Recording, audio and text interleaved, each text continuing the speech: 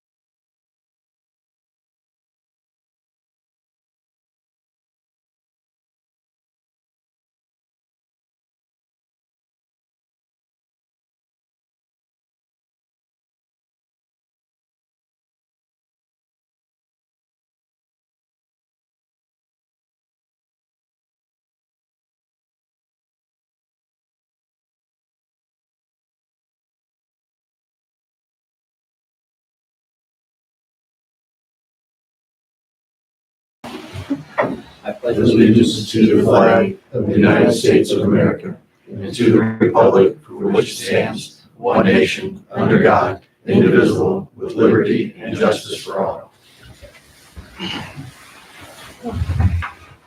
Roll call. Collins. Here. Baloo. Here. Canton. Here. Dan. Here. Hampstead. Here. Buxton. Here.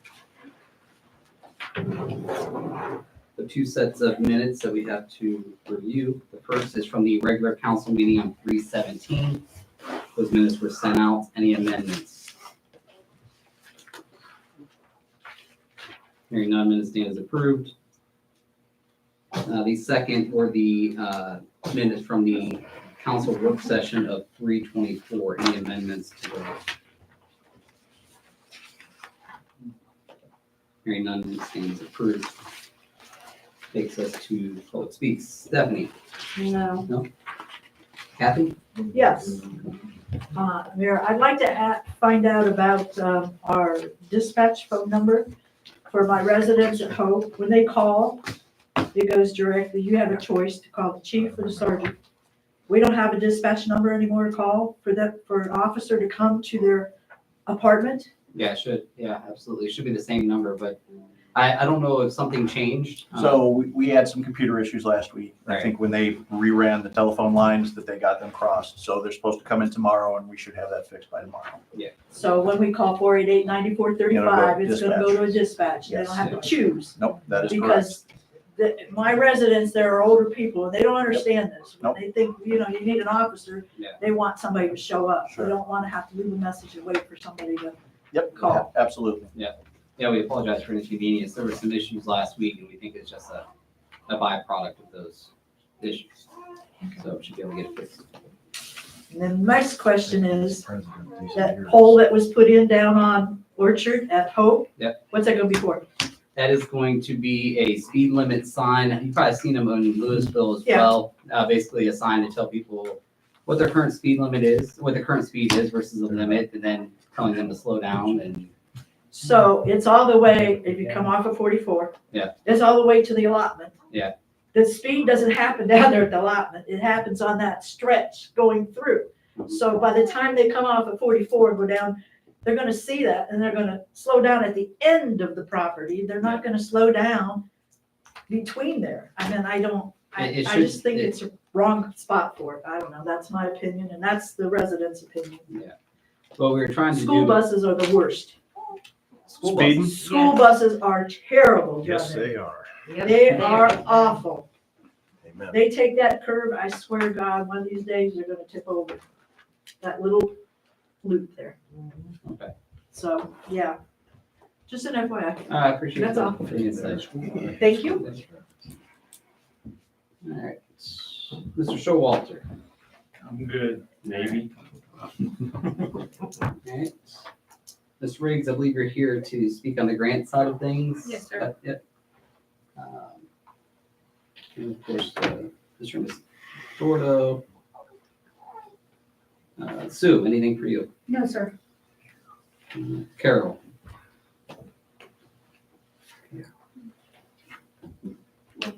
No, good, okay. Mr. Elkins, you're here to answer any questions that may come up, right?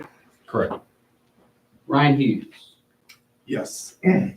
So I was watching the last council meeting. Yes. And you guys were talking about the speed cameras. Yeah. And I don't know if you've seen the latest article this week that they've actually banned them from counties and townships. Yeah. So what could be next is everybody. I think they're phenomenal because they do help alleviate the police department from dealing with traffic. But as you all know, I was a police officer 5 years. Mhm. What's better than the speed cameras? Visible police department.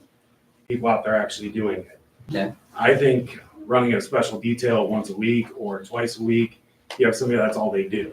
We do that. So now you have 2 officers on shift as a backup. Yeah. So I think for me, the speed camera would be great, but honestly, I think it's, we're losing the visibility of the police department. Yeah. Because people will get it in the mail, and I don't know the whole legal thing behind it because I never had to deal with it, but I did kid skips for so long. Yeah. And you can have a vehicle, but the person driving the vehicle is gonna be like, I wasn't driving. So now what do you do? Yeah. Now you have a bigger issue because you can't prove that side of it too. So, and the other thing is, I notice quite often that they like to go to the subway. Our officers do. I don't know him. I don't know. I've never met him, so I have nothing to say about him. Same with Carver. They drive around all the time, but I see them at Subway or Bell Store all hours of the day. Just ride around. That's what they're there for. Because if you have a visible department, they're going to help deter people from breaking into houses or cars or things like that. Yeah. And the only other thing I saw was, I think Nick brought it up about the flop cameras. We use them. They are an absolute God-given, they're great. But as far as for the village, I honestly, in my personal opinion, they're not worth it, because by the time it hits, the time they're out of the village. Yeah. So unless they live in the village or they're stopping at Bell Store or somewhere local, they're not worth the village's money to use it. Even though they're a great tool, they're just not worth that. Yeah, I understand. Can I address that Yeah. one real quick? So the flock cameras we're looking to purchase are gonna be purchased under a grant. They're gonna be very little outlay, if any, from the village. And, as you know, Flock works as a network, right? So Louisville has them. So again, having that network here, Canton is looking at them. They're currently working with Canton. So rather than just look at it from the perspective of the village, we're gonna have a network of them around the village, right? So we're gonna be getting the hits from Louisville. We're gonna be getting the hits from there. And again, it's gonna put my officers out there doing what they should be doing, right? Picking up warrants. It's gonna let us know about registered sex offenders, things like that. So again, the money will not be, I'm looking to get it from grants rather than actual have the village come out of pocket for it. So, And that's a great thing, because as I said, I worked in Akron. Yep. So So we you have know. them everywhere. Exactly. And I think they're a fantastic tool. 'Cause, Absolutely. but because I knew Louisville had it. Sure. And Yep. I'm like, And from an they're- investigative perspective, right, going back for a hit skip, right, being able to pull up a license plate from that vehicle, it's going to be a great investigative tool for officers to utilize if something happens after the fact, to go back, thefts, things like that, right? So, Yeah, as long as the village isn't, because I know it's cost. sure, they are very costly. So knowing that. But the AG's office, they have several grants available right now. The school has the school safety grant, the JAG grant. So that's kind of what we're exploring right now. So. That's a great thing. In regarding, your comments about being visible, that was part of the goal with the cameras, is because, what we see is that the officers, they will spend time on these higher speed areas. And then, of course, the word gets out and people slow down. And we'd much rather those officers spend more time in the slower neighborhood streets, being visible. We have a lot of small businesses that need additional support when it comes to petty thefts and things like that. So we want our officers focused on those things, being more visible to our residents, the businesses and whatnot. So that's the part of the goal with these cameras, is that the cameras would handle the high volume areas and our officers would handle the more residential side. So is the village, because I from the little bit I've read, is you guys get 60%, they get 40%. Yeah. Is there any other cost to the village that we have to pay into this as far as? Upfront, no. Okay. So there is a cost for the equipment, but that's taken out over the first months. But nothing, there won't be a check written by the village to the camera company, if that makes sense. So no, there's no upfront cost. Any one of the ones, I put some informational packets up there about the cameras, some frequently asked questions, and then also the speed study that we did about 2 years ago, which shows a lot of the data that backs up the need for these cameras. I think you'd all be interested in seeing just how many speeders we have go through the village of East Canton. So, and when we say speeders, we're not talking 5 miles an hour. these, Can you just repeat that, those two numbers, what's that? the two numbers that you have that are in there for everybody to know? About how many How's speeders? Yeah, I mean, when we looked at average, there's 1,500 cars a day that go more than 10 miles an hour over the speed limit through the village of East Canton. Now, some of those may be repeat cars, so they may get hit. And when we were on the speed study, they may have been on Northwood, and then they got again on East 30. So there's a possibility that they sped all the way through town. There is that possibility. But there's at least 1,500 on average hits of speeders greater than 10 miles an hour over the speed limit on those 5 studies that we did. So we have copies over there too. Yeah, there are. Yeah, I mean, that report was pretty extensive and it was an eye opener. I mean, a lot of people see speeders, but Yeah. that report really kind of, That's what detailed it out. So they got it. All right. Josh, you're here for accommodation. Brittany, I believe you're Josh's guest, right? All right. Mr. and Mrs. Carver, I think you're here for the accommodation as well. So anything for the public speaker? No? All right. Anyone else for public speaks that didn't get to sign in? No? All right. Takes us into committee reports. Service.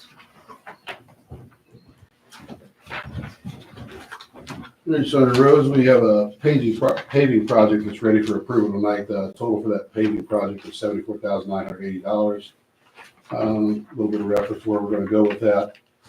South Market Street from Nassau down to Walnut. Liberty Street from the Market intersection over to where the water break was, that big patch on Liberty, to match that up. North Worley from Nassau down to the North Noble and Worley intersection. And High Street intersection at Noble and High Street to the roundabout up top. Cul-de-sac. So those are the streets we have selected for this year for that paving project.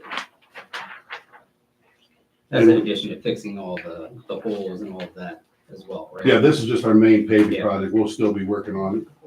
Now, with that being said too, Center Street will be done with the water project. We're also going to be taking care of 172. You know, we put coal patch in that, as I've told you guys before, it would blow out, it blew out. So, I mean, it's about $148 a ton, and we put about 2 tons in there. So, but the goal is the state's gonna come in next summer and pave that from the intersection going east about Browning Street. And that'll be repaired, but those are gonna be repaired with this street paving project. Yeah. It'll be included in that. I think it's important that we make everyone aware that I understand the potholes are a problem, but they're a problem everywhere. And the reason why they're a problem everywhere is because the hot patch isn't available, Correct. just because of the weather.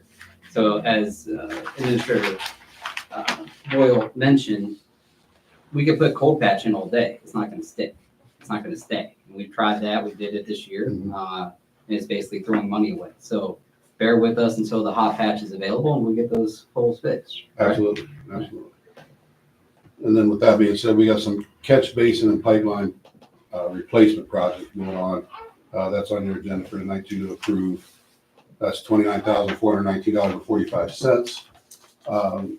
This would consist of the 4 catch basins at Noble and Worley, 3 catch basins back by Church and Berger intersection, Ranowski, and then the Wood Street by East Canton Used Cars and the church in between there. Now this is a project of complete replacement. Solid catch basins, solid concrete catch basins, and the piping installed. Is it 29,000 or 9,000? I It's got mine. 29 for $29,419.45. Combine the two, Derek. I Yeah, split it that's- up into 2 Oh, separate. and that's I with got the- tonight. That's material cost too. That's the labor, this would be the material, with the material.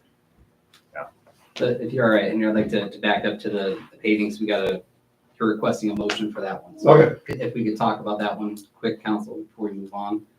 He wants to do significant pavings. He mentioned the streets, total value $74,980. Does council want to take up that motion? I'll make a motion. Second. Roll call, Collins. Yeah. Baloo. Yay. Contos. Yay. Dan. Yeah. Amstutz. Buxton. Now, before you do the catch basin, if you're gonna go to that route. With that being said, there is catch basins around downtown, other than these ones, that we will be repairing as our department. That's not included in this. Those are gonna be rebuilt ones. These are non-rebuildable, like they're completely gone. And the piping under the ground is completely rotted out. So, That's- These streets here, the catch basin, like I know there's that one on, what is it, Orleans and Noble? there's 4 of them there that are bad. That's all right. All 4 of them. That whole pit area right there is just. Yep.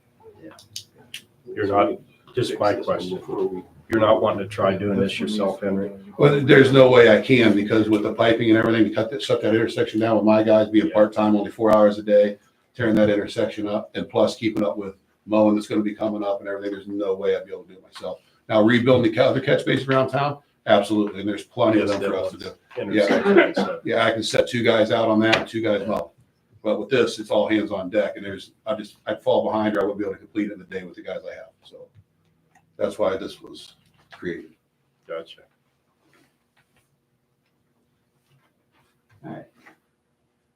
You want a motion for storm sewer?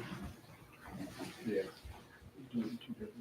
I make a motion for Administrator Boyle to contract with the Petro Construction LLC, to replace catch basins, 15-inch storm sewer piping at Noble Street, Worley Street, not to exceed $15,750, as well as supplying The village will be supplying catch basins and the pipe. and the piping at $2,405.70. So, Second. think that'll work. Roll call, Collins. Yeah. Baloo. Yeah. Contos. Yay. Dan. Yes. Amstutz. Buxton. There's an issue with the number though. You're going to approve the other ones separately, is what you're going to do? Yeah. Okay, Oh. that's what they're, okay, they broke them down into sections. If you go towards the end of your packet there, I've got the quotes for everybody in your packet.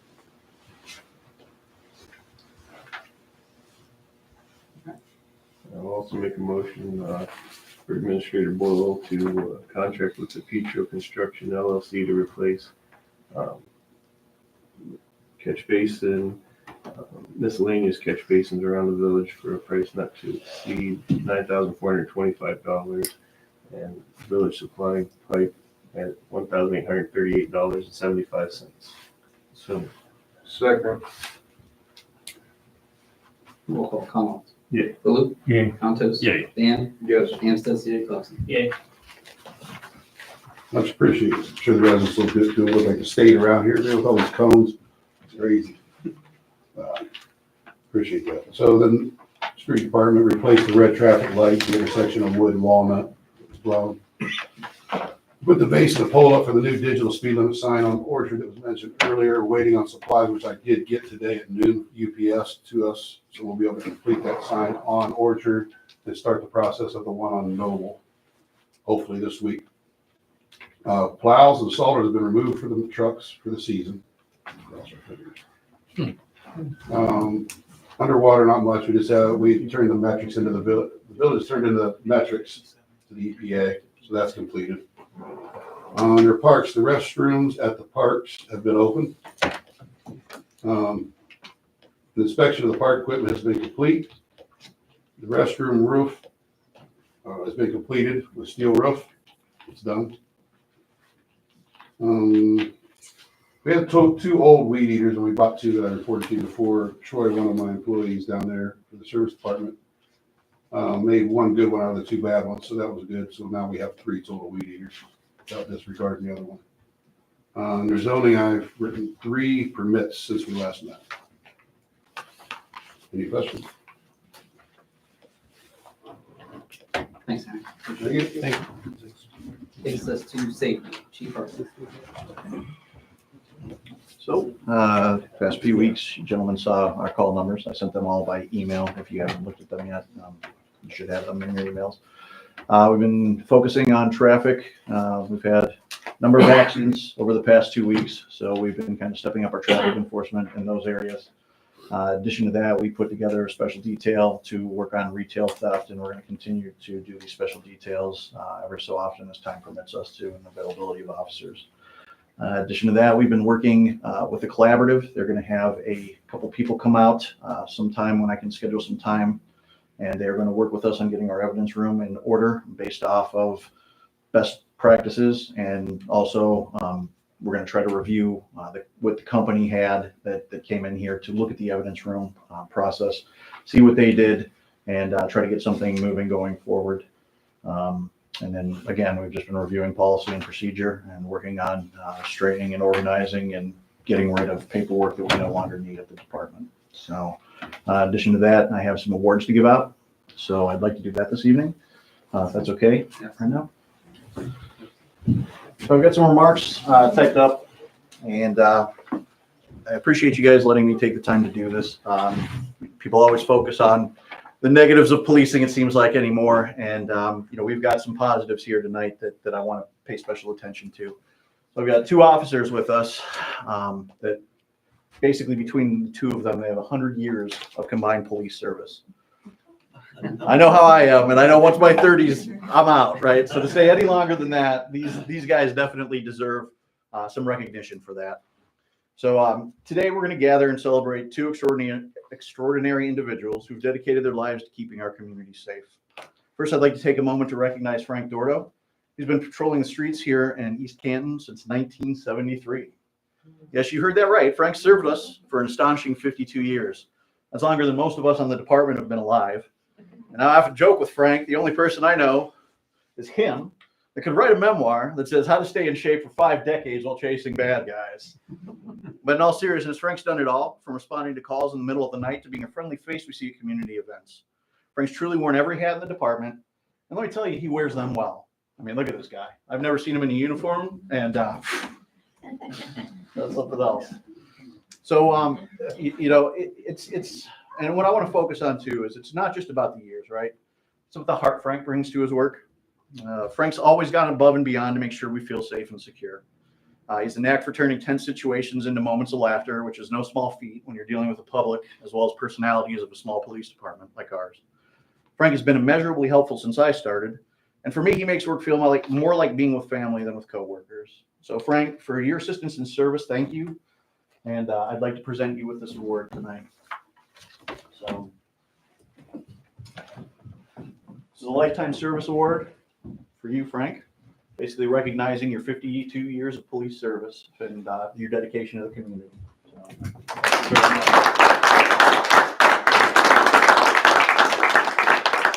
Thank you. It's not necessary. I think it's necessary, Frank.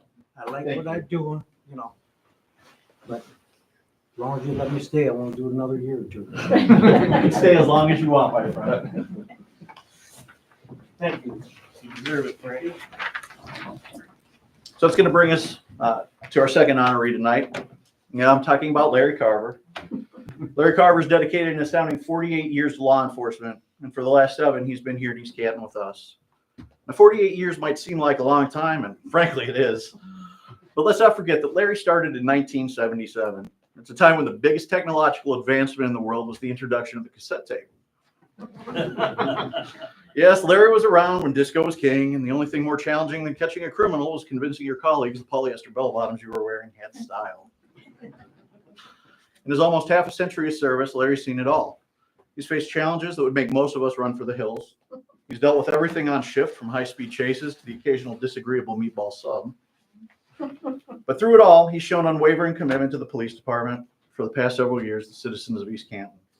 Larry's always understood that law enforcement is not just about enforcing the law, but also about building relationships. Let's not forget that Larry didn't just patrol the streets. He also shaped young minds as a respected teacher in the Akron public school system. Yes, he traded his badge for a chalkboard, somehow managed to keep the classroom in line. Now, that's true multitasking. So this evening, we recognize you, Larry, not just for your years that you've dedicated to keeping us safe, but for the countless lives you've touched along the way. Larry, thank you for your service, your humor, and your heart. Here's many more years of laughter and camaraderie, sir. Thank you, sir.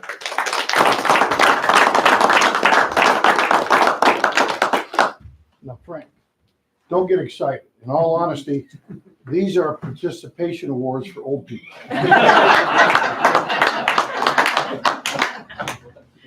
Well, I want to tell you something. I've also been down to the Sheriff's Department, Carroll County, for 21 years, and I stopped up here one day, truthfully, to use the restroom. I'd never seen a cop here, and here was a cop. I knew he had a police department, but I'd never seen anybody here, and I pulled in, and here was the chief, and he says, "Hi, what are you doing?" I said, "Hey, can I borrow your bathroom?" He says, "If you bring it back." And I got to talking to him, and he said, "Hey," and we were talking, and he had just told me, he says, "I'm hurting for people." And I said, "Well," and it's even worse today. I said, "Everybody's been hurting for people." But he asked me if I'd be willing to give him a shift a week. And I really didn't want to. I'd retired from the Army, then I retired as a second time as a high school teacher with Akron, like the chief said. And here the sheriff conned me into working full time for him down there, which I didn't want to do. I thought, well, you know what the heck. And then I got diagnosed with cancer and had surgery, chemo, and radiation. And I told the sheriff, I don't want to work full time anymore. I just part time. My priorities changed. And Mrs. Carver and I've been married for 52 years in August, but I've had her fooled all these years. But I got to thinking about, you know what?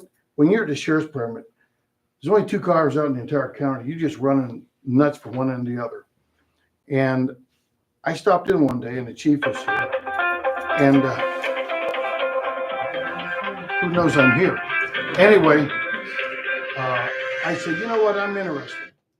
And we talked, and here I said, I'll give you a shift a week. So I've been giving a shift a week, sometimes 2, but normally a shift a week. And I've learned to really appreciate the people in East Canton. We've had wonderful support from the mayor and council, although this guy harasses me all the time. But it's a good village, and it's got good people, and I really appreciate your support and working here with you. And I think now the dust is cleared, and we've got a good chief. And so, like Frank said, I'll stay here as long as you want to put up with me. You always have a place here with us, my friend. All Thank you right. very much. Well, my wife didn't say that.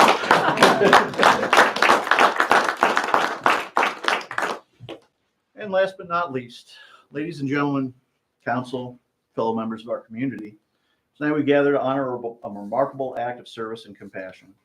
On January 7th, 2025, a seemingly ordinary day turned extraordinary when Sergeant Joshua Crouch responded to a medical call for service. As he arrived at the residence on Nassau Street West, the scene was grim. An unconscious man lay on the bathroom floor, pale, sweaty, not breathing. In that moment, time stood still, but Sergeant Crouch, he jumped in without hesitation. He stepped forward, fueled by a commitment to protect and serve. And with a skill and determination he brings to all of his police work, Sergeant Crouch initiated CPR, demonstrating not just the skills he had honed through training, but also the compassion that defines true heroism. His actions were not just a response to a call for help, they were a lifeline thrown to a member of the community who desperately needed it. Thanks to his quick thinking and collaborative efforts with the emergency medical services, that man was revived and transported to the hospital. And demonstrating exactly the type of person he is, Sergeant Crouch remained on scene with the patient's spouse, who was understandably shaken by what had occurred, until other family members arrived at the residence. Let us remember that behind every badge is a person who chooses to step into chaos, or even sometimes danger, a person who puts their own safety aside to protect others. And on that day, Sergeant Crouch did just that. He embodies the spirit of our community, reminding us that one person can make a difference.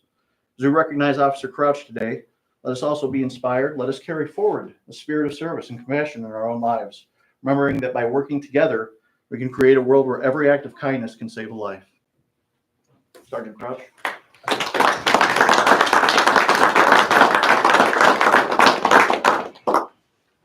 Thank you. That's all I have, ladies and gentlemen. Thank you very much. Thank you. Before we get off of safety, Mayor Elkins, there's been some discussions about the proposal for the speed cameras. Is it possible for you to share some information regarding a couple other municipalities, how they fared, maybe some that are similar in size to us?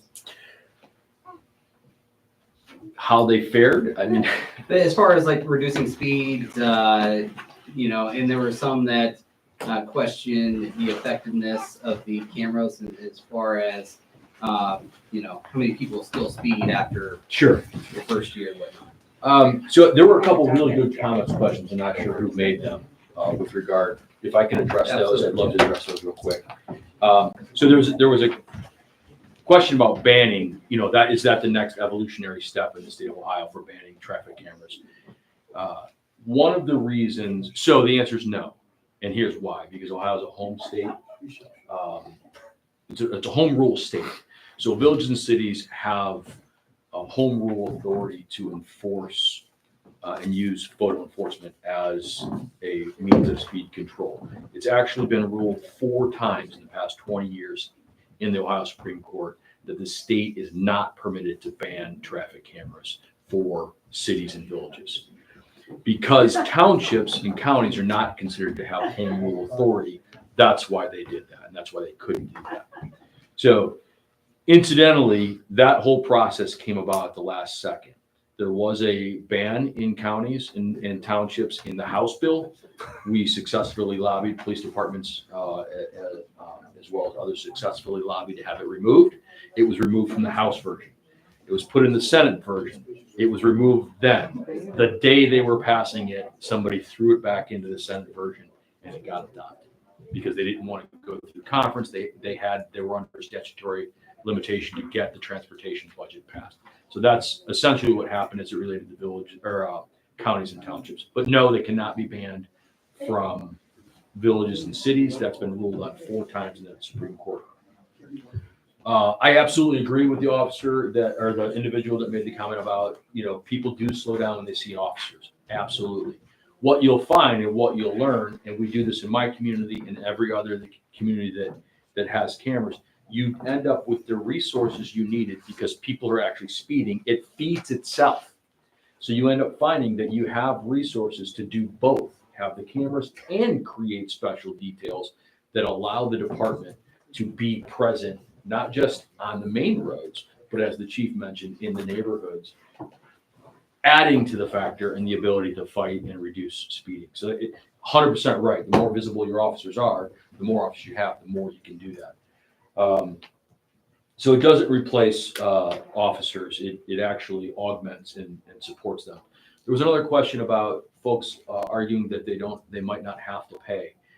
The law is something called prima facie, and the state law regarding 4511-091 through 099, something those numbers, essentially say the individual that owns the vehicle is responsible. So when the citation is issued, it's issued to the owner of the vehicle. That individual, by state law, has the right to say, oh, no, chief was driving. They fill out an affidavit that's on the citation itself, and then we reissue the citation to the chief. So you have the ability to transfer liability for that citation to the actual driver. The theory, however, is the owner of the vehicle is supposed to be responsible for who's driving their vehicle. And that's why the citation is issued to that person. Flock cameras are an excellent tool, and I know this is a little off the subject. We use them. We're only a square mile in my community.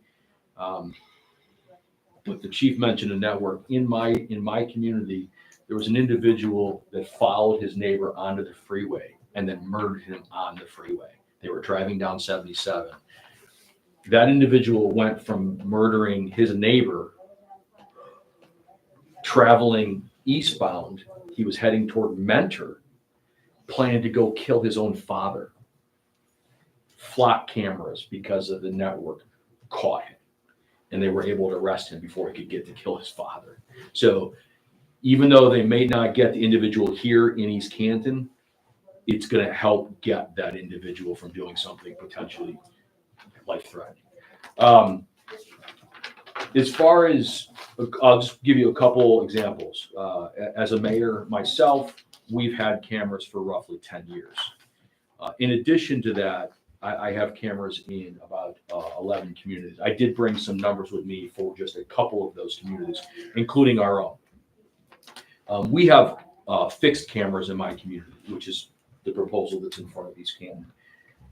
Our traffic numbers, we have 77, so it's a little higher. But our numbers, our net in about 65% of this net comes from the fixed cameras, not Interstate 77. Our net in 23 was $2.814 million. That's after we paid the filing fees for the court. That's after we paid the camera company. In 2024, that was $3.6 million. And there's a reason it was a little lower in 23, and it had to do with the cameras were there was a negotiation process going on with the court. They were shut down for a little bit. One of my clients, they use only the handheld camera, so they're not using it in like the weather today. They probably wouldn't have used it. In the wintertime, it gets dark sooner. They don't run the camera 24/7. That's the value of the pole mounted cameras. They run all day long, 24/7. You don't need an officer there. But the Village of Peninsula in Summit County runs a handheld camera predominantly on their main road, predominantly. But in 2023, about 7 months worth of camera, their net was, and their traffic counts are similar to here. Their net was $660,000. Their net after they paid their officer, the court, the filing fees, all that stuff. The camera company. 2024, they ran it for 4 months. This is when the state required fees to be filed. Their net was still $268,000. So that was their net after all their fees and fines and everything paid, and that was only for 4 months. I can tell you since we implemented cameras, we have seen a reduction in speed. So do people all suddenly wake up and go, oh my God, I'm going to stop speeding? No, they don't. But what you're trying to do is not necessarily get people to stop speeding. You're trying to get people to stop speeding excessively, because the difference between 25 and 35, that 10 miles is shocking. If at 35 miles an hour, the rate of fatality is exponentially higher, something like 4 times higher, just at 10 miles. So you're trying to get people to slow down 26, 30, as the mayor said earlier. You get them to slow down 5 miles an hour, and there's an accident, the likelihood of a fatality drops dramatically. So it is significant. There's a number of studies that I think I may have even emailed a couple of them to you, done by the National Transportation Safety Bureau, just reflect the impact these things work. This is I guess the chief and I were talking about this. Ideally, the ideal way is that you get stopped and pulled over by a police officer. We just heard there just aren't enough police officers. And what do we all do when we see a police officer on the side of the road? If we're speeding down the road, we see a police officer, we go by that police officer and we push the gas again. We just speed right back up. That's what happens. So every other type of law enforcement that exists, there's no issue. People have no issue with a penalty or a citation or a infraction being enforced after the fact.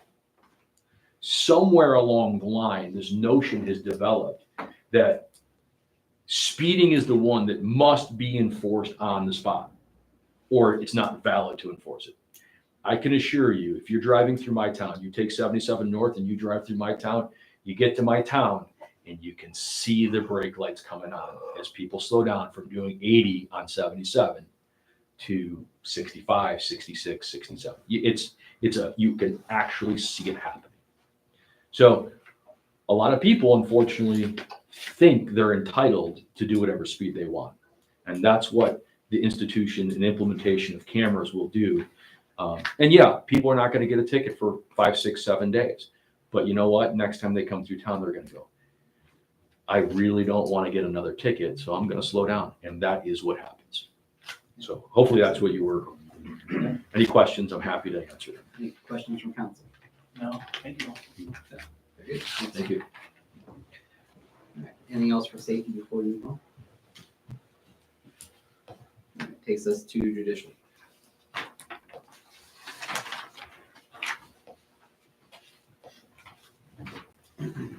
Resolution 2025-07. A resolution by the Village of East Canton to adjust years of service credit for Henry Boyle. East Canton Village Council, Stark County, Ohio, met in regular session on the 7th day of April 2025 with a quorum of members present. Whereas Henry Boyle is currently appointed as the full-time administrator with the Village of East Canton. And whereas Henry Boyle first worked for the village from April 30th, 2013 through September 30th, 2017, 4 years, 5 months. Whereas Henry Boyle was rehired and given the position of assistant administrator on September 3rd, 2019, and then subsequently promoted to village administrator for a continuing combined period of service with the Village of East Canton of more than 10 years. Be it now therefore resolved that the East Canton Village Council, Stark County, Ohio, does hereby authorize and approve the recognition of service of 10 years service credit by Henry Boyle with the Village of East Canton, and does adjust his payroll and leave status to reflect service credit of the same. Be it further resolved that the East Canton Village Council does hereby further authorize the East Canton Village fiscal officer to do all things necessary to accomplish the purpose and intent of this resolution. So moved. Second. Roll call. Collins. Yay. Baloo. Yay. Contos. Yay. Van. Yes. Amstutz. Yay. Flexible. Yay. I have to read the whole thing. Give me a page.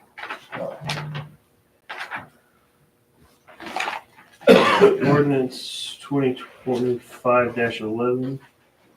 This is the second reading. Yes. The second reading of ordinance 2025-11. Village of East Canton ordinance to approve a 3-year agreement with Targeting and Solutions Limited to provide traffic violation enforcement services to supplement the activity of the East Canton Police Department. Be it hereby ordained by the Council of the Village of East Canton, Ohio, whereas the Council for the Village of East Canton received recommendation from the East Canton Police Chief to enter into a 3-year agreement with a 1-year renewal option with Targeting and Solutions Limited for traffic camera enforcement. Whereas the East Canton Village Council, as the legislative authority of the Village of East Canton, Ohio, does hereby to agree to enter into an agreement with Targeting and Solutions Limited to provide traffic violation enforcement services as further identified in the agreement attached hereto and fully incorporated herein as part of the municipality's traffic law enforcement efforts and to supplement the activity of the East Canton Police Department. Therefore be ordained, Section 1, agreement to council for the Village of East Canton, Ohio does hereby authorize the administrator to enter into an agreement with Targeting and Solutions Limited to provide traffic violation enforcement and services as part of the East Canton Police Department's traffic law enforcement effort. As further identified in the agreement attached hereto and fully incorporated herein. Section 2, auditing. The fiscal officer shall do all things reasonable and necessary to fund and apply the payments and compensation as set forth in the agreement and shall credit any net revenues received from the agreement into the appropriate fund.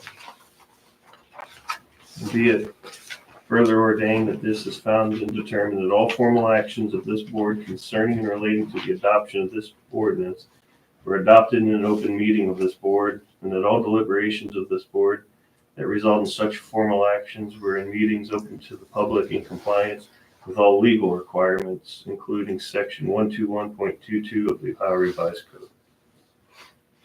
So, Second.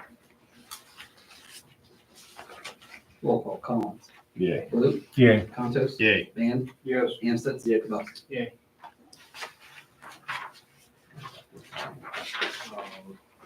Number 12. You're gonna have to just go to your, go to here. Just leave it cleaned out.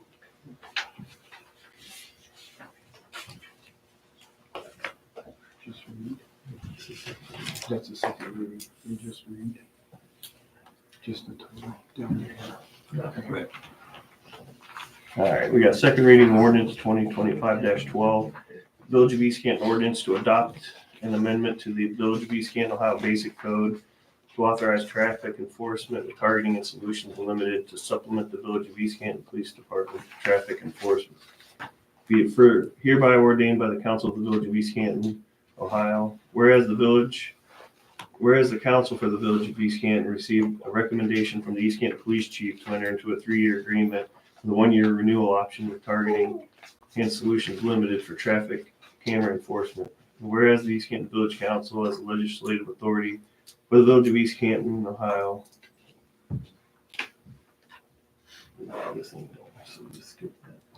Yeah. We'll have to fill it in. Entering into an agreement with Targeting and Solutions Limited to provide traffic violation enforcement services as further identified in the agreement attached hereto and fully incorporated herein as part of the municipality's traffic law enforcement efforts and to supplement the activity of the East Canton Police Department. So moved. Second.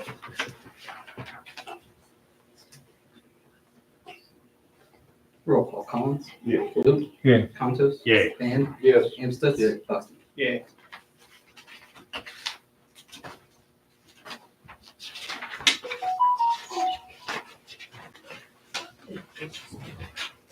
You'll have to figure out how much of that you want to read. This is the first reading, right? Yeah.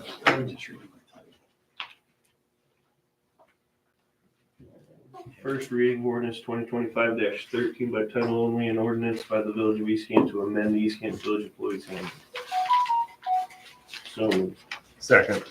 Before you vote, I think there was some discussion from Councilman Amstutz regarding changes or amendments.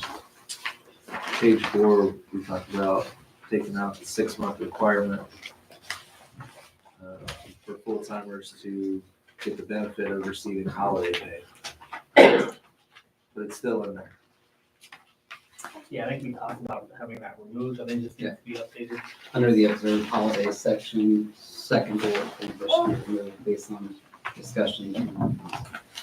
You just removed the That was the only thing I whole noticed. bulletin, or Yes. just some of the words? No, the whole section. Yeah, the whole bullet. That was in the current handbook. And I heard from Josh, but I really didn't get feedback. So No, that's the consensus of council. I can amend that for the second reading. Yeah. Right. Now, that's all I had, right? I had one question, the 120 hours, that wasn't a supplemental 120 like we talked about, that was the 120 if they had it. Correct. Okay.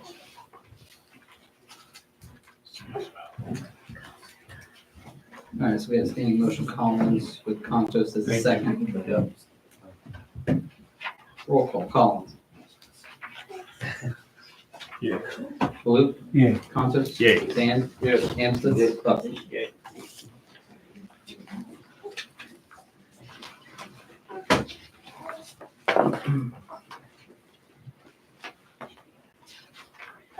Is this my copy? That's why I printed all of it.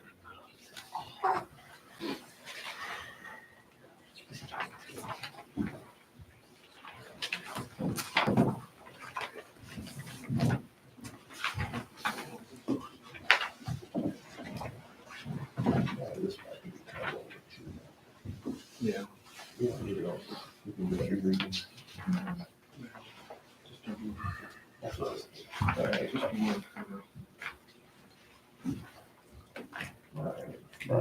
Last here, we got ordinance 2025-14 by title only.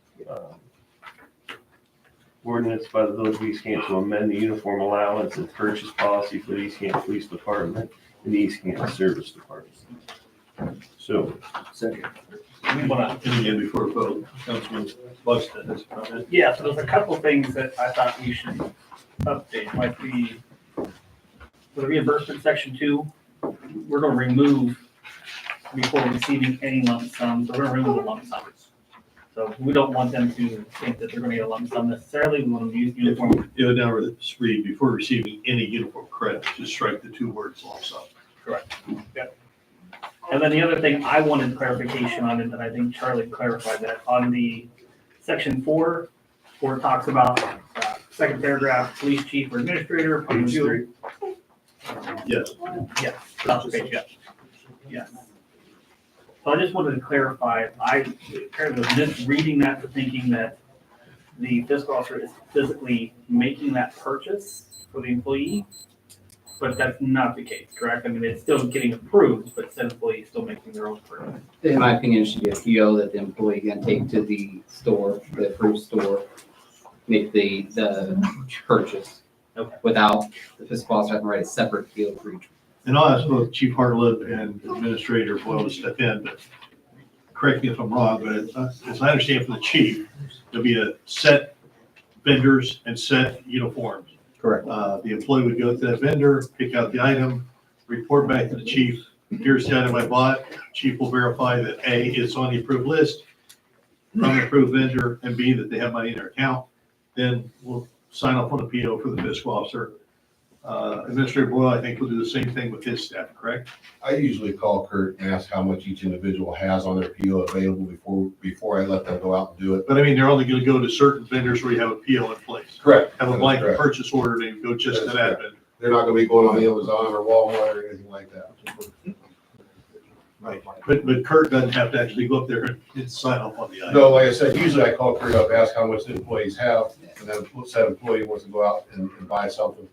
And then I make sure that they're purchasing the right things before I turn it to Kurt. If not, and they're gonna have to take it back, they're not gonna pay for it. They're gonna have to pay out of their own pocket. What we don't want is the employee having to go to the store, take the barcodes off, whatever he wants to buy, come back Correct, here, say, correct. this is what I That's want. not been done in the past, and All I don't right, think we that's. just want to clarify, 'cause that's how it was listed, we just want to make sure.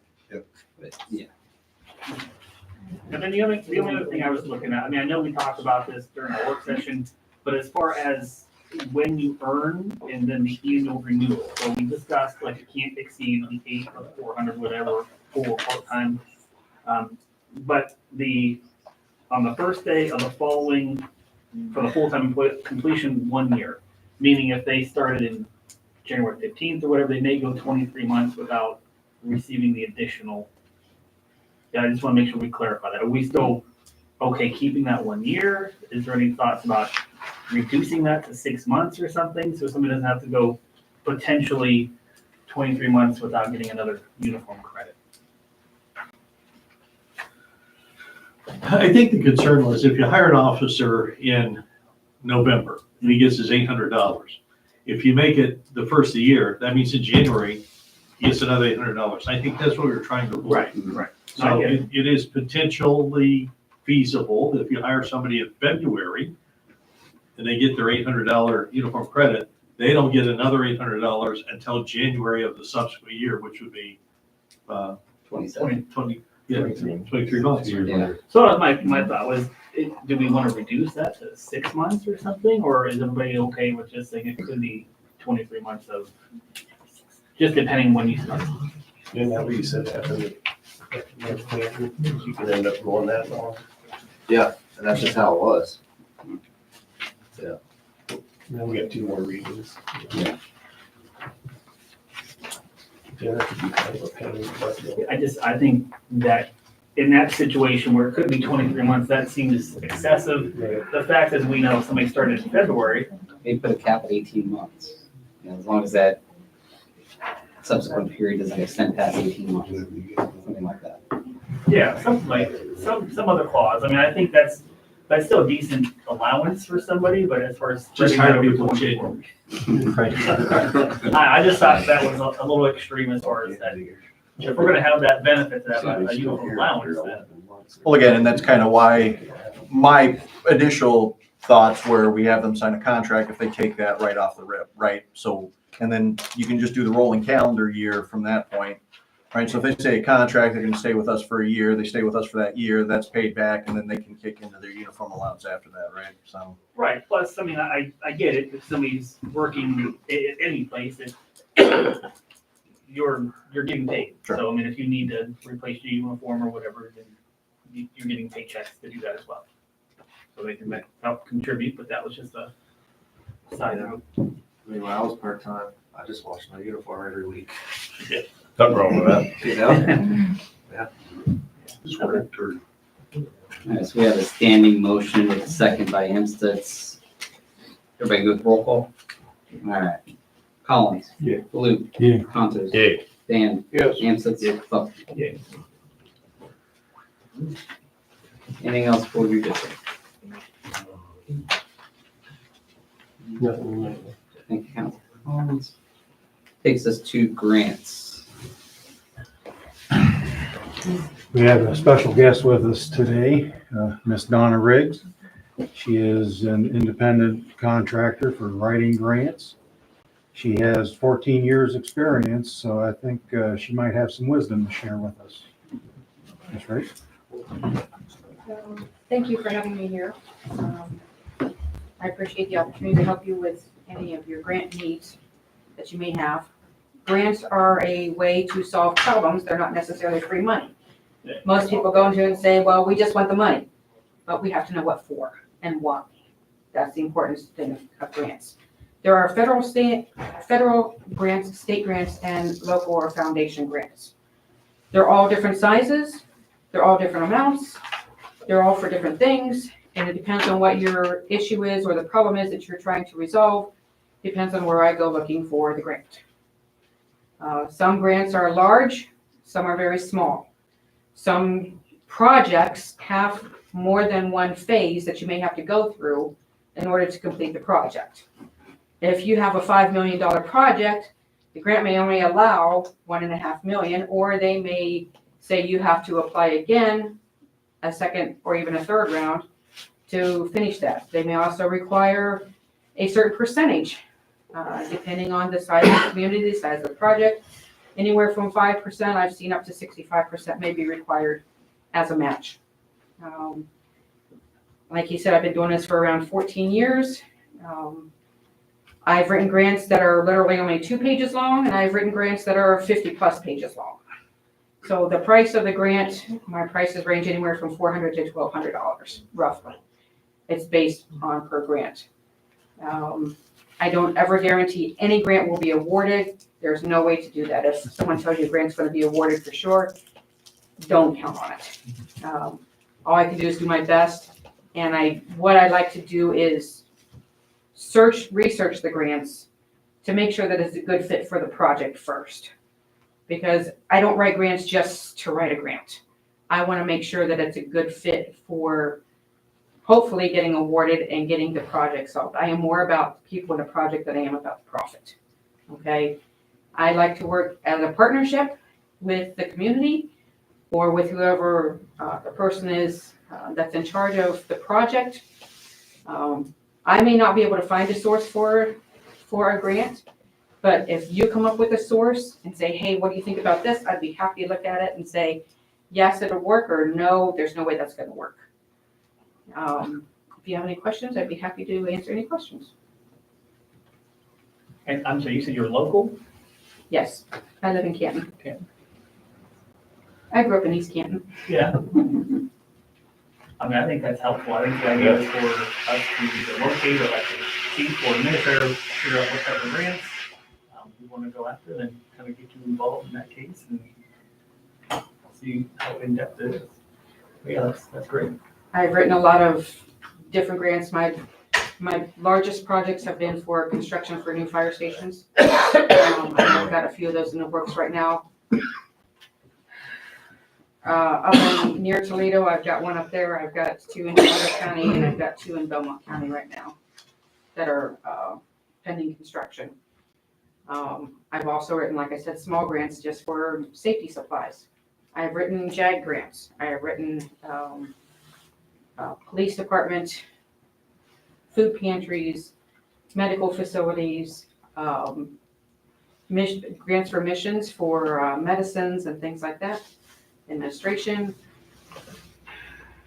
I have a pretty wide variety of background. Generators. I've written for generators. When I sent out an email, I asked that the department heads come up with a wish list. Did you guys get your wish list together? Yes, I have. Okay, if you would share those with Mr. Riggs. So what we have and what we're looking at, we are looking to get new tasers because we only have one for the entire department. As we discussed earlier, the flock cameras are big on my list of things that I would like. And there's also the body worn camera grant that's gonna be coming open again this year. We have 3 body worn cameras right now, and I would like to purchase enough to supply the whole department, so probably around 8 of them is what I'm looking at right now. So from the state AG's office, we do have the JAG grant that's supposed to open up next month. The body worn camera grant is on its own separate one. And I spoke with the school a little bit, but we didn't have much details, but there is still, I guess, a little bit of money left in the school safety grant for this year that closes out on May 31st. They are also amiable to utilize Flock for that as well. So that's kind of what we're looking at right now. Did you have a list written down that I can take with? I do. I can actually go and print it out for you. Okay. Yeah, That'll see be before you go. Yep. Mine's relatively small. It goes anywhere from, like at the park, we plow the track in the winter sometimes with trucks. I like to have like a little gator with a plow to save that track because it's a bad shape. Anyways, the main thing is just water line infrastructure. Like that is huge around here. That's for. I mean, that's pretty much all I really want to focus on at this point. And we had the park, you know, we have some renovation of the Yes, park we want to some do, things so. in the park. I think we had talked about that before. Absolutely. I think the water lines would be our biggest thing. Yeah, water lines first, yeah. Council's blessed us well enough where we've got a lot of our vehicles and a lot of our equipment and all that stuff's pretty well caught up. So it's more of park stuff and then restriction of water lines. How's the walking track? Does it need improvement? Yeah. Yeah. So does the tennis court. Yeah. Or, well, what do we call it? Tennis court, pickleball court, sorry. That was my idea too. Pickleball, yes, or pickleball, yes, we've written grants for pickleball too. Yeah, Pickleball courts, that's huge. yeah. Well, we turned our tennis court to a pickleball court, except the court's old. That's our deal So it with needs that. repairs. Yeah. Updated repairs, sure. About for paving. There are grants for paving, but they're difficult to get. Okay. How I about, did write one of those before, and unfortunately, it was turned down, because there were so many other projects competing for it. there's no pond dredging grant, is there? I don't know about that one. I doubt it. I won't say never, but I've not come across that. No, just curious. What about that, like a downtown rehabilitation? Because our downtown, in my opinion, could use some help. Such as Street lighting. facial Yeah, or street lighting, sidewalks. and sidewalks, and, maybe streetlights, because that's a safety issue, right, okay? Sidewalks, if they're cracked and need replaced, Yeah. that is also a safety issue. So Yeah. that's the point that we go, sometimes you have to think outside the box as to where to find the grants. yeah. Yeah, so I mean, we have some sidewalks through town, but a lot of areas are still lacking or need repaired. So things like that, I think we just have to look to be open. Are there any grants available for private citizens as far as to fix up their businesses / homes that are in the downtown area? Not usually. Not usually. Now, if they are a veteran, there are grants for veterans for certain things, Okay. but they're limited. Because a lot of the buildings right in the middle of downtown are ancient in the extreme. They're residents and some of them are businesses. And as such, we can't fund any of those things with public money. But I was thinking if there were grants available that they might be able to apply for, maybe we could approach them and say, hey, you might want to give this a shot. Okay, so they're privately owned businesses that you want to fix up? Yeah. But we don't want to fix that. No, we just don't- No, wanna we give them wanna give them- resources. Yeah. Right, Yeah. privately owned businesses. Yeah. Point them in the right direction. Right, no, I know, City of Canton, City of Massillon, Cleveland, they have facade improvement grants but that's city funded, it's not state or federal. No. Unless, like I said, unless they're a veteran, and they're a veteran and they own their own business, there are grants for veterans. Okay. Windows, doors. Okay. Usually the first disqualifiers is that they will not fund an individual person. I see. Okay. Any other questions? Can we get your contact information at some point? Absolutely. Did you send it out? Yeah. Yeah. Exactly. Thank you for coming in here You're tonight. welcome. He's been looking, Councilman Blue's been looking for a long time for somebody to come in. Thank you. Well, hopefully I can be some help to you. Thank you. Thank you so much. Thank you very much. Anything else for grants? Thank you for your efforts. Takes us to finance. Finance. First, I'd like to make a motion to approve invoices, amount of $99,173.39 as presented by Fiscal Officer Geis. Second. Roll call. Collins. Yeah. Baloo. Yeah. Concho. Yay. Dan. Yes. Hampton. Buxton. And I'd also like to make a motion to approve invoices, in the amount of $19,014.55. Second. Payroll. Oh, I'm sorry, payroll. What did I say? Invoices. Yeah, so. Roll call. Collins. Yeah. Baloo. Yeah. Concho. Yay. Dan. Yes. Hampton. Buxton. And also would like to make a motion to approve the March 2025 bank reconciliation as presented by Fiscal Officer Geis.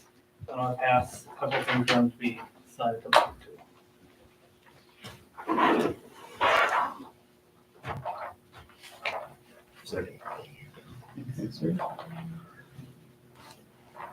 Roll call. Collins. Yeah. Baloo. Yeah. Concho. Yay. Dan. Yes. Hampton. Buxton. In the packet, the temporary appropriations report through April 10th is provided. No, that should be the final appropriations report, right? Yes. Yeah, just the appropriation. Appropriation report, Yeah. All right. Next item on the agenda, Fiscal Officer Geis is requesting council's approval to pay former village administrator Collins for his 320 hours of accumulated sick time per ordinance 2020-1. That's straight pay. Yep. Yeah, and that's what I do. Yeah. Few minutes. He's over. Oh, max. His time he earned. It is the max. Yeah, 320 is the max. 320 is the max. It used to be 780, I think. Give it a percentage. if I remember correctly. Yeah. I'll make the motion that we pay former Collins. sick First, time earned. use face recognition to unlock the device. Roll call. Collins. Blue. Yeah. Consos. Yay. Dan. Yes. Hampstead. Buxton. Anything else for finance? No. Thank you, Councilman Buxton. Takes us to other. Anything for other? I had something I wanted to bring up for other. I heard a neighbor complaint about the condition of the senior living center we got. The Hope Foundation building. Okay. I walked around and looked, and so that building it's half vinyl siding, lower half stone masonry work. Mhm. Well, from original construction, everything's mud. It's instead of seeing stone masonry work, you pretty much see splattered mud around them all. Okay. That's pretty unsightly. Then they were complaining about the downspouts backing up, flooding out all the sidewalks. I saw where that's going on.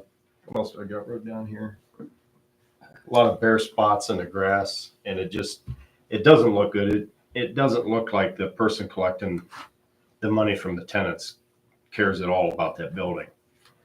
And yes, do you have anything to add? I Kathy? have, as being the manager, I have pictures that I take to them at corporate meeting once a month.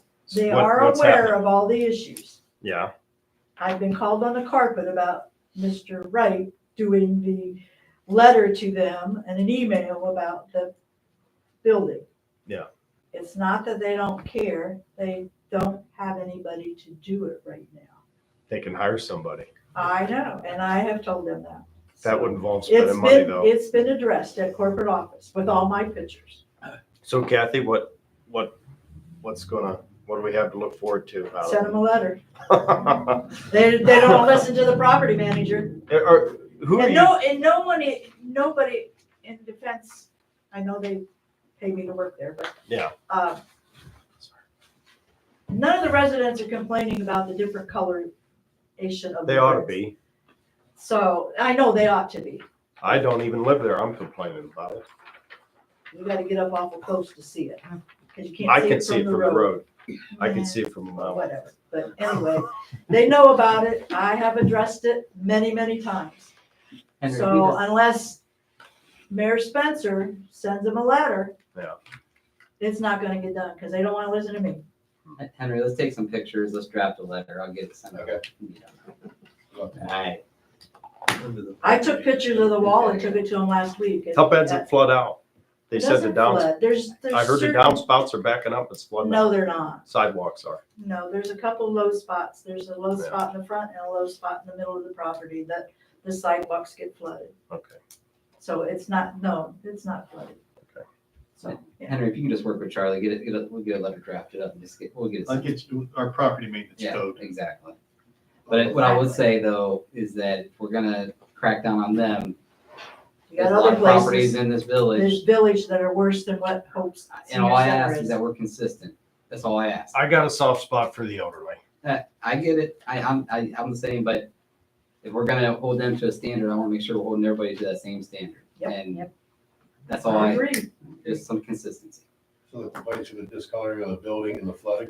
Yeah, you can see where the sediments build up on all the sidewalks. That's where the water's laying. You know what I mean? So those are the pictures I'll need to take. Yeah. And then, I mean, you'll find plenty of stuff to take pictures of. You walk around there. I'll do them all. Thanks. I'll be there at noon. Thank you. You're welcome. Anything else for other? Solicitor Hall does have a request for a executive I session. got something real fast. Yes. Softball reached out, they want to, level the lower field out.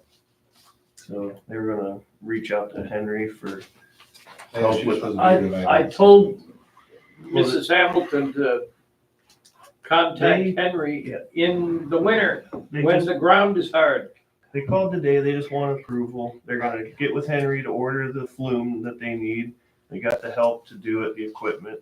They just, When I've talked to her, I told her I want her to sit down with Mayor Spencer, the president of council, and I really prefer to be in front of council. Just have the person that's gonna be doing the construction here. Yeah. And describing what they wanna do and getting council's blessing on it before they go forward to, because with the time being the way it is now, and as muddy a mess it is, with the heavy equipment going in there, there's gonna be questions asked what's going on, who's paying for it. I just think the community needs to know, so. well, you they guys- are, you they guys just are- wanna level the infield. Yeah, they're talking about bringing Cliff those Bowling's going out 8 to 10 inches and putting topsoil and then flume on top of that, so I just wanna make sure everybody's aware of it. I mean, I don't think we'll have a problem with it, but I would like to see plans on what they wanna do, not just telling me what they wanna do, see the plans. That's a major reconstruction when you're Yeah. tearing the whole infield out. My worry is that they say that the home plate is 8 inches below the outfield. Am I correct? 13, I think it dropped from 13 the inches. outfield to the home plate was a 13-inch So the drop. only way you're gonna correct that is by taking out the outfield. But then the problem is that outfield is shared with baseball. So what are you gonna have, a foot drop? That's why we really have to sit down and understand Right. what the scope of the work is, because it could have other implications. Build it up. Exactly, yeah. But then if we build it up, it's gonna be higher than the dugout. There, you know, so, Wasn't there also a question about putting a storage building or storage? Yes, shed? there was. yeah. And I told them to bring that to council as well. Yeah, they mentioned that. It was just about just wanting to level up the. Yeah, and it's like, if it's just like leveling the infield, making the whole infield level, it'd be fine, but if they were saying that they want to level it with the outfield, then that's a whole nother, What difference? yeah, that's If something. the outfield's higher, it'd be easier to catch them fly ball. Normally, it's as simple as we bring in flume, they Yeah. level it out where it's low, get the Right. water run off. Run down. Yeah, But what I'm come hearing back is in. they want to tear Get some flume off the top, put more base in there, then they say they got 12 inches of flume, 12 to 18 inches of flume on it. They want to eliminate that, put some solids in there, and then put about 4 to 6 inches of flume back on top of it. It's a major, I don't know. I'd rather have the blessing of the mayor or council as a whole. And I want to hear kind of what the plan is to do. I just don't want to just say, we're going to go and tear this up and do this and do that. I mean, it sounds to me like it's pretty in-depth project. It ain't the time of year to do that. It's pretty much. Yeah, I don't know, they didn't give a date on when they want to do it. Now, the bad thing to do would be reach out to Cliff and see what he's thinking. Yeah, and honestly, I mean, we want to encourage, I mean, they're doing this with their own funds, so I appreciate their efforts. It's just, we have to make sure that we're looking out for the park. And it's not that they would do anything on purpose to cause problems, but we need to understand the scope of the work. I think that's our responsibility. Yeah. In my opinion. I agree. I really don't even Anything else for other? Alright, Solicitor Hall has requested an executive session pursuant to ORC 121-22G3 pending or threatened litigation. I'd like Chief Hartlaw to stay and no action to be taken after. Anyone else, Charlie, do you want myself to say? Yeah, the mayor and the clerk. Okay. I'm sorry. Fiscal officer and the mayor and the chief, please. And council. Council, thank you. Hey, he's You earned it. looking out for us seniors. You what? You heard. I need a motion. Yeah, I know he's talking about the old people, so Taking he care got of this something for old people, so that's kind of me leave.